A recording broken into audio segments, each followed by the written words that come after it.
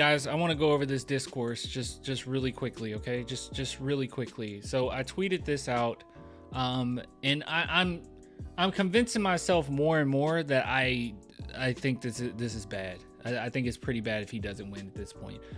So I said, I still can't comprehend how he doesn't get Defensive Player of the Year. What else could he do? I know the argument is about winning, but then at that point, he'd have to be an MVP candidate to also win Defensive Player of the Year. I'm trying to keep my bias out of this, okay? I'm trying my best. Here are the league leaders in blocks since the All-Star break. Wemby 51, and the next up is Anthony Davis at 26. And then even if you go on top of that, I think Wemby has more career blocks than 81.4% of the league. I'm pretty sure that's the number. I'm pretty sure it's 81.4% of the entire NBA. He has more blocks than in his career. I'm sorry. I know some people say, well, it's not all about statistics. You know, it's about how well your team is. Well, the San Antonio Spurs are the 6th best defense in the NBA when he's on the court. And they're like dead last. They're either dead last or 20. Look, just know that they're bottom of the league when he's off the court. The differential is insane. I think it might be 24th. We might be 24th or 26th. I can't remember what the number is. But I just know it's like a huge jump when he's actually in the game. I just don't understand what else he could do at this point. And I get it. I know, like, when we go off of history, most of the time it's been guys, well, basically all the time, you know, it's been guys that are on winning teams that win Defensive Player of the Year.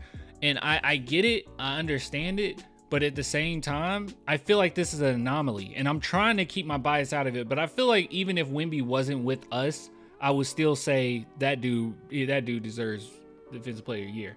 I mean, Lord knows I would have still been watching Wemby as much as I watch him now. Like, I'm seeing these games. Teams have to literally be strategic when going against Wemby. If you try him, it's a block. You can't try him too often. The teams that have been pretty successful going against the Spurs, well, don't get me wrong, we losing so many games, so technically everybody's been successful, right? But the teams in which they go in and they just absolutely annihilate us and it never feels like we're in the game, those types of games, it's really been guys purposefully not trying Victor Wembanyama at the rim. So I don't know. I know a lot of analytic guys are saying that they have to come up with a whole new scheme just to comprehend Victor Wembanyama. We already went over, which I don't think I uploaded this video yet. Well, by the time you see this video, I have no idea if I've uploaded that video yet. So I'm sorry, but there was analytic or someone talking about how when you're open, you're not actually open next to Vic, and they gave examples of it, and it's absolutely insane where Victor Wembanyama is on the opposite end of the court or opposite end of the paint, in which he still contests a shot that was being shot in the corner across from him. Absolutely insane stuff, mind-blowing. I don't quite understand what's going on here. I don't quite understand it. I think at this point he has to be the anomaly here, man. He has to be. Because at this point, I don't know what else he could do. When we start saying he has to win games, it's like, okay, not only does he have to be one of the greatest, like, rookie defensive players of all time, now he also has to be like one of the top players in the NBA. Like, he has to be like top 5 in the NBA for him to get this award, because that's the only thing it would take for the San Antonio Spurs to have a winning record. Wemby would have to be a literal MVP candidate, and he ain't there yet, but that's what it would take. He would have to literally be that for the Spurs to be in a play-in, and hopefully maybe an 8th seed where they can actually, voters can say, well, that's good enough, you know? Kind of like the Russell Westbrook situation where he obviously should have won MVP with all those triple doubles. But then people were like, but their record, you know, because what was the OKC Thunder that year? Weren't they like 8th seed? And people had to like swallow their pride with that. I feel like you need to swallow your pride with Wemby, man. Cat is wearing a flower. Yeah, she's wearing a flower. I need to get her a new one. It's messing up. I gotta get her a new one. Hold on. Here you go. But yeah, what was OKC Thunder's record, guys? I can see us being the 11th, 12th seed next year. Yeah, I can see that. I know some people really hate that. Then you're gonna really hear fire pop. Ooh, they're gonna go crazy with the fire pop after that. Hold on. I guess I'll just look it up. Russell Westbrook. Cause I don't remember what year that was. Was it 2015? Girl! Oh my gosh. She pressed the button and now I'm on a whole nother thing. All right, Russell Westbrook MVP. What year was that? The 2017 season. KC Thunder standings. 2016, 17. They were 6th seed. Is this right? Is this right? Why do they have a picture of KD? Is this right? She trying to play Helldivers? She really is. I just messaged Honcho about Helldivers. She really is. That's a great game. But yeah, anyways, I just think that this is one of those situations where you have to, it needs to be considered, okay? I'm not going to sit here and cry. I don't really care about individual awards that often. But I just feel like this is one of those situations that you kind of find yourself in a weird place where you're sitting back and you're like, well, what else could he do? You know, now it's just a matter of circumstances as far as if you win an individual award. I mean, I know people will say, well, you want to make sure that you're prioritizing winning in the NBA, and that's how you give up awards. Well, you know, there's a finals MVP. Okay, there is a finals award, NBA finals award. Like, there's awards for winning, but it doesn't. An MVP is definitely that, right? Like, the whole idea of it is MVP is that you're so good that your team are winning way more games than maybe they wouldn't have if you weren't on the team. That's kind of the idea of an MVP, right? Like, guys that are just so freaking good, like Jokic and Luka Doncic, and usually they're so good, and at that point, you know, once they're like near their prime and they're winning MVP, usually their teams have already figured it out and built somewhat of a team around them, somewhat. So it makes sense. MVP makes sense, okay? We don't have that many rookies coming into the league that's just like so great that, you know, averaging 40 points per game, in which they deserve it over another guy. That usually doesn't happen. But I feel like with this Defensive Player of the Year situation, this is definitely one of those where he is just better than everybody. You know? That's my problem. It's like defensively, he's better than everyone. I thought it was the Defensive Player of the Year award, not the Defensive Player on the Best Defensive Team award. The Best Defensive Player on the Best Defensive Team award. I think that's silly at that point. The NBA won't give Defensive Player of the Year to Wemby because he's a rookie and a Spur. He will be the very first rookie to ever win Defensive Player of the Year. There need to be more awards. NFL has Rookie of the Year, Rookie Offensive Player of the Year, Rookie Defensive Player of the Year. NBA needs to take notes. Well, I guess wouldn't technically... Oh, wait, no, you said rookie. I didn't realize that. Rookie Offensive Player of the Year, Rookie Defensive Player. That would be nice. That would be nice. But that's the thing, though. He will win those easily. Offensive and Defensive Player of the Year for rookies. But he deserves the overall. He's better than everybody. And I don't think that's a bias in me saying that. Is it? I mean, maybe it's a slight bias. Obviously, I love Wemby and I'm a Spurs fan. But like, wouldn't a lot of people agree that like, who's better defensively than Wemby? I know Wemby has things to work on. Obviously, you know, his size, you know, getting stronger, all that. Obviously, he got things to work on. But who's a better defender than Wembanyama? Do we really have a like concrete answer to that? Gobert literally sits in the paint and doesn't have to guard anyone outside of that. Wemby guards anyone. Wemby has to guard everyone. Shaq says Bobo is better. Shaq Shaq said Bobo. No, Shaq said Wemby is better, but like he's just Bobo, but not lazy. Absolutely insane. I feel like him saying that we could just straight up just use any type of like brute big man and compare them to Shaq and just say, oh, Perkins, he's like Shaq, but he's just lazy. Like that. That's a lazy argument, actually. It's an argument, but it's lazy. Shaq is just jealous. Shaq is just weird. I don't know. Some people have said, well, it's because his son has a really great relationship with Bobo. And I'm like, to that, I say, don't be on television just saying things then.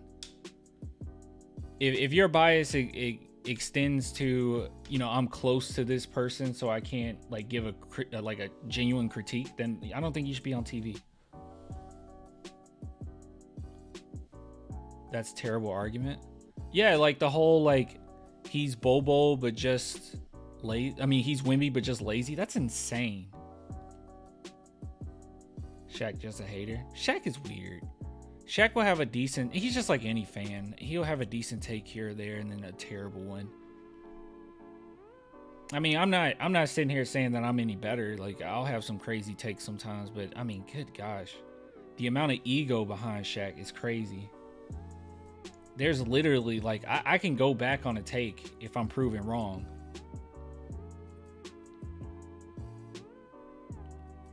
Do Bobo play? That's a good question.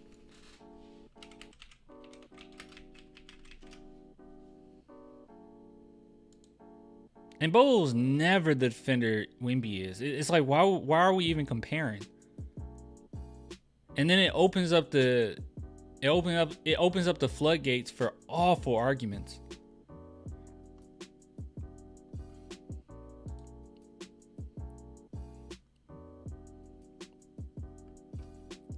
Yeah, he plays.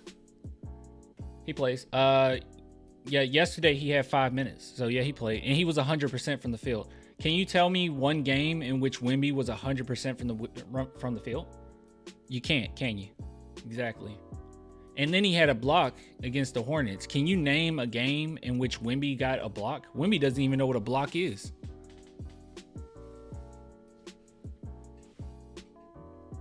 Let's see.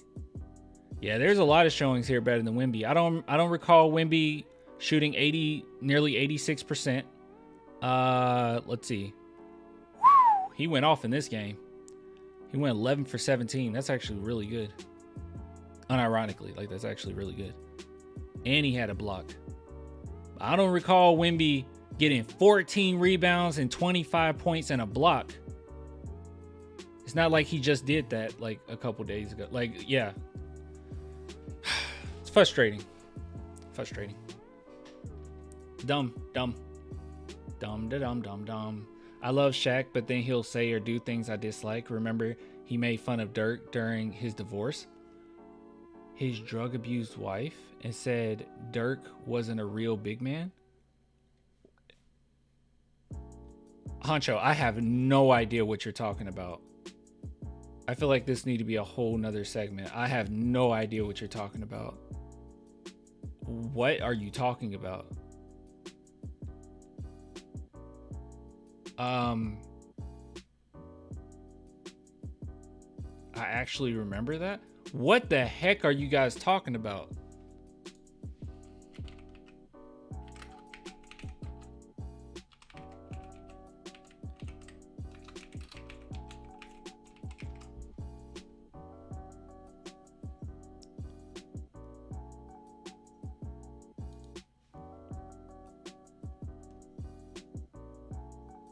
What? I was super embarrassed. Hold on. I was super embarrassed to go out in public. Opens up on his ex-fiance's arrest. 2009 NBA playoffs. What? I was shocked as everybody had no idea when it happened. That was a very tough time because I did a great job always keeping my private life private. For me, all of a sudden to have my private life out in the open was something completely different. I was super embarrassed by the whole situation. I was super embarrassed to go out in public. I'm a sensitive guy. I take things very hard, and I was hard on myself. How could this happen? How did I let this happen? After a few months of dating, Nowinski proposed and Taylor accepted. The couple was set to get married in 2009, but Nowinski's mentor, does this person know Victor Wembanyama? I feel like this person knows Victor Wembanyama. Hired a private investigator to conduct a background check on Taylor. Oh, that's random. What? The investigation led to Taylor's arrest. The investigation led to Taylor's arrest at Dirk's home during the 2000. The private investigator called the cops. Taylor was arrested for violating probation and theft of service. What the heck happened? She was on probation in 1999 after receiving a suspended prison sentence for forgery and 2 counts of felony. Nowinski was devastated by the incident, opened up about it in an interview. In the beginning, I was very down and disappointed, sad and furious. What was she doing? She was like playing him or what? Okay, that's someone else. I'm so confused. Dude, I had no idea about this. So Shaq made fun of this? Like Shaq found this funny or something? That's sad, dude. That's really sad. I'm choosing Wemby over Jordan. Okay, you guys are completely off topic. Yeah, I had no idea this happened.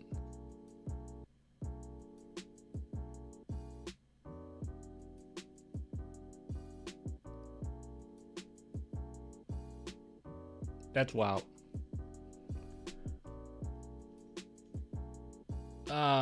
That's wild. Yeah, Shaq, it was effed up when it happened.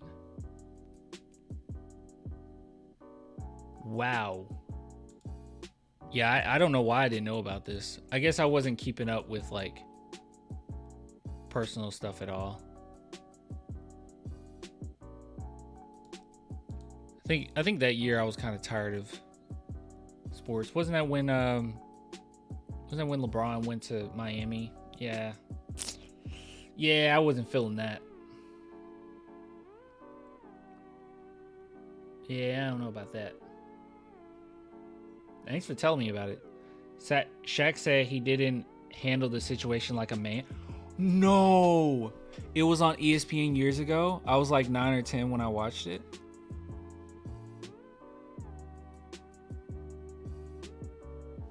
You for real?